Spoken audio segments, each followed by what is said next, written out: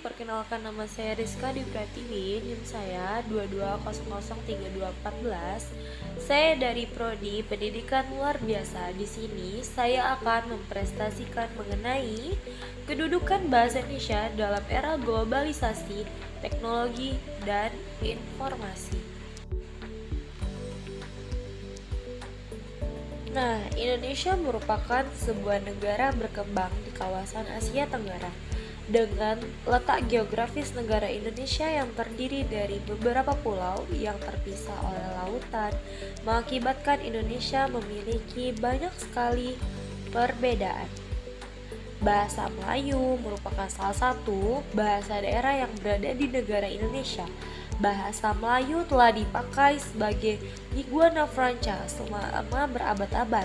Sebelumnya di seluruh kawasan tanah air kita, berdasarkan bukti-bukti sejarah yang ditemukan seperti prasasti yang ditemukan di Palembang, Jambi, dan Bangka, bahasa Melayu sudah digunakan sejak dahulu di beberapa wilayah Indonesia, khususnya di wilayah-wilayah Sumatera, dan terdapat beberapa kerajaan besar yang berpengaruh pada saat itu.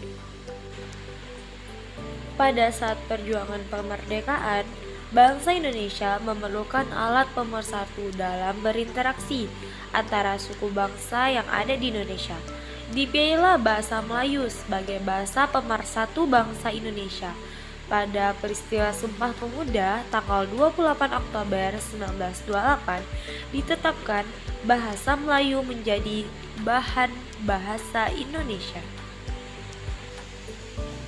Tujuan dari lahirnya bahasa Indonesia pada saat Sumpah Pemuda pada dasarnya agar bahasa Indonesia memiliki bahasa persatuan yang dapat mempersatukan bangsa Indonesia melalui bahasa yang dilatar belakangi oleh banyaknya bahasa daerah yang ada.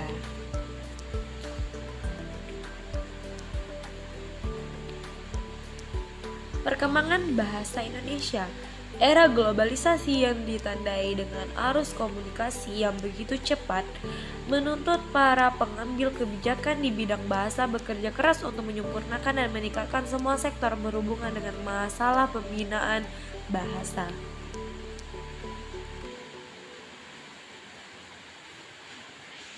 Eksistensi bahasa Indonesia di era globalisasi sekarang ini, jati diri bahasa Indonesia perlu dibina dan dimasyarakat oleh pengaruh budaya asing yang tidak sesuai dengan bahasa dan budaya bangsa Indonesia. Pengaruh alat komunikasi yang begitu canggih harus dihadapi dengan mempertahankan jati diri bangsa Indonesia tersebut.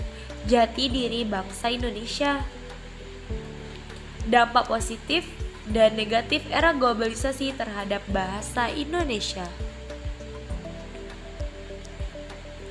Dalam era globalisasi yang berkembang pesat saat ini, tentu saja banyak dampak pada bahasa atau alat komunikasi lisan, terutama bahasa Indonesia yang menjadi bahasa nasional negara Indonesia dengan jumlah penduduk yang banyak, mengakibatkan bahasa Indonesia sangat rentan terhadap pengaruh era globalisasi.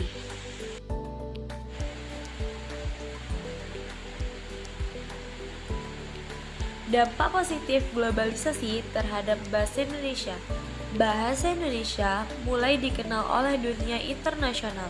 Meningkatnya pengetahuan masyarakat internasional tentang bahasa Indonesia. Meningkatnya terjemah buku ke dalam bahasa Indonesia.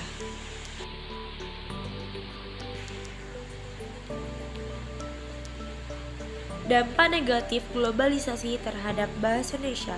Masyarakat tidak menggunakan bahasa Indonesia yang baik dan benar. Berkurangnya minat generasi muda untuk mempelajari bahasa Indonesia.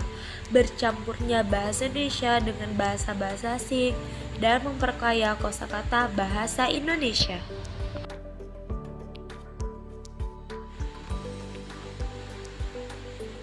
Nah, telah berakhirnya presentasi dari saya. Mohon maaf jika ada kesalahan. Saya Rizka di Pratiwi, pamit undur diri. Terima kasih telah menyaksikan. Wassalamualaikum warahmatullahi wabarakatuh.